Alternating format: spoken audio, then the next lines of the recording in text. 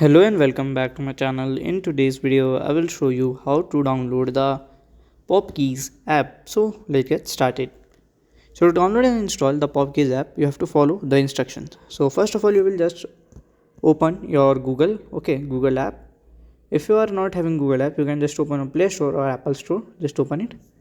So at here, you have to directly search for Popeyes app. Okay, just click on here. Then here we can see Popeyes app. So I will just open it here. Julian Foodworks, so Popeyes app. So to download and install, so it will automatically download and install in your phone. Okay. And if you scroll down, we can see the app safety and other things. So you can see the reviews also by here. And if you want to rate the app, you can rate from here also. And if you scroll down, you can see the data safety and many other things. So by this way, you can just do it. So if you find this video helpful, make sure you like, subscribe and share the video. Thank you for watching.